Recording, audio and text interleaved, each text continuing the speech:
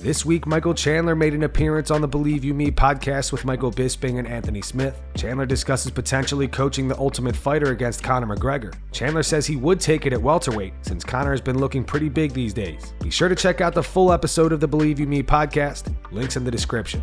Who do you want next, Mike? We know you've been trying to angle for that Conor McGregor fight. I don't know if you know about Conor versus Tony on the Ultimate Fighter. Did you hear about that?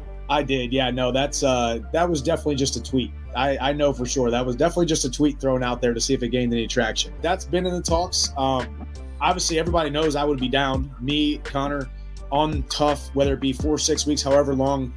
We will be filming that thing, the tension, the rivalry, the competition, the trash talk. Huge fight. Can you imagine the first round? Can you imagine the foggy dew and then my NF coming out on, and then we go out there and then just two dudes trying to finish each other in the first round. Would you take it at 170 if you had to?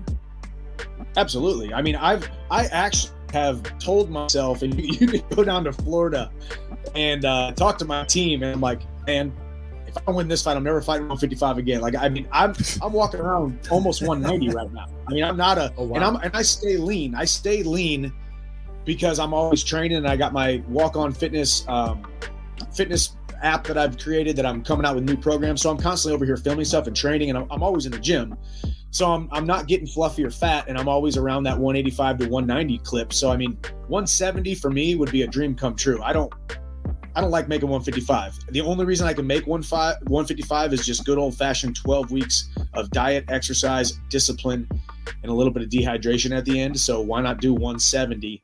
I think Conor and I still think I'm bigger than Conor at this point, even with his regimen that he's been on. Sean O'Malley runs into Aljamain Sterling and Merab Dvalishvili at the UFC PI. So this was... Look at us, what a good people here at the UFC PI. What do you weigh? Well, it's okay, brother. You don't look like you. 67 and a half. 67? What about you, Rob? What do you weigh? I just got off the plane. 155. 55? Yeah, I don't know how you guys stay so skinny. I eat one and I'm 170. Yeah. Featherweight, Bob. What's up, Nicky? You're skinny, you're strong. They love you. Next weekend at UFC Vegas 68, Derrick Lewis takes on Sergey Spivak. Ahead of the fight, Derrick says that he plans to make a statement because he feels like people aren't taking him seriously. Speaking to UFC.com, Derrick said, "I know everybody is looking at me with one eye right now. Like, I don't know. So I'm going to go out there and show them that I'm still that guy. It's crazy because now I feel like while I've been taking my training camp serious, people aren't taking me serious. It's fine if everyone is underestimating me.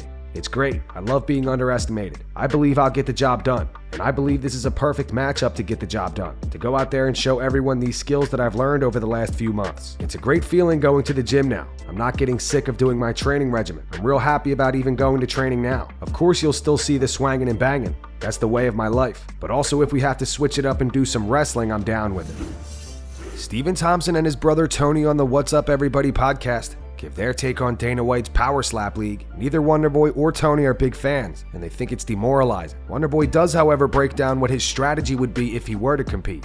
I just feel like you don't have to be a professional athlete to slap fight. There is very little skill required. Yeah. And a large amount of damage being done. Yes. Way. I mean, for what? To prove how tough you are. I don't even know what. Like, why? Slap. You're going into a sport knowing that you're going, you know what I mean? Like when you're fighting, you know, I can block, I can move my head. There's a lot of things that I can do to prevent from getting hit. You're going to get hit, but still, you're walking out there like you're going to get hit. You're going to get. Can't block it. Can't move. And what's demoralizing than getting slapped by another dude? I know. Why not just fist? Just, you know what I mean? Punch fight. Like. Yeah. Why not just fight? Yeah.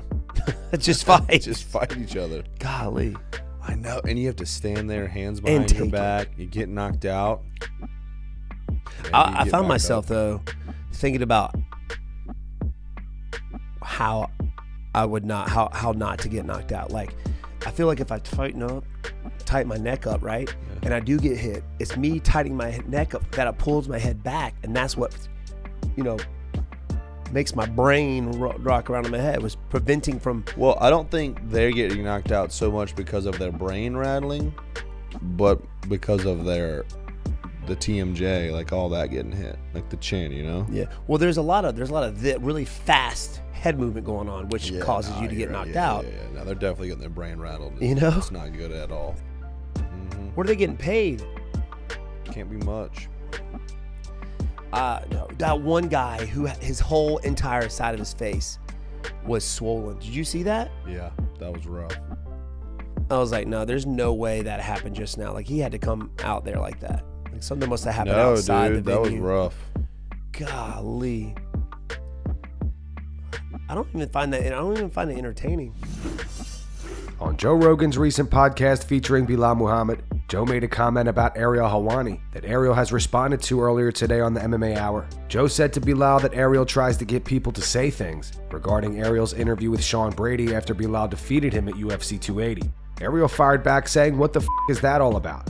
First of all, I didn't get Sean Brady to say that. Sean Brady just offered that up on his own. How could I have gotten him to say that? And what does that even mean in general? It's especially rich coming from the guy who was pushing false narratives and false information and fake information and all kinds of nonsense over the past few years, to the point where people were demanding he get dropped from Spotify, which I never agreed with. But that's rich. Of course we know what the history is with Joe. He's Dana's boy. He's always going to have his back. But what are we talking about? Ariel Helwani likes to get people to say things. I ask questions. People answer them. I move on. This is a very tired and honestly, and again I didn't see this, so I'm going by what is being said to me here, and we know that Bilal isn't exactly the biggest fan of mine, so I don't know exactly what the whole context was and all that nonsense. It's amazing to me that a guy who sits on his chair with his headset and this microphone thinks I'm getting people to say things. What are you talking about? At least I ask people questions about, topics that I'm somewhat well versed in, as opposed to someone who sits in front of his guests and pretends to know more about a topic when they're talking to an expert and pretends to be interested about the topic. And that's going to wrap it up for the news. Thanks for watching. If you enjoyed the video, be sure to subscribe to Full Mount MMA and click the bell icon to be notified when we post future ones. Here are the 3 top comments from last video. The first one says Colby versus Khamzat would be the fight that the UFC needs for May-July, since February-April is booked and all of the biggest title fights will be completed. Also, it'd quite possibly be even bigger with them on Tough and building an already massive fight from there. The second one's from Zach H. It says, imagine the banter Strickland and Costa would have leading up to the fight. We need this to happen. And the final one says Strickland versus Costa, Khamzat versus Colby. The presser would be insane. Those were the 3 top comments from last video. If you want to be featured on the next one, all you have to do is comment down below. If you missed yesterday's news, click the video on screen to get caught up. And make sure to go subscribe to our second channel where we post our exclusive MMA interviews.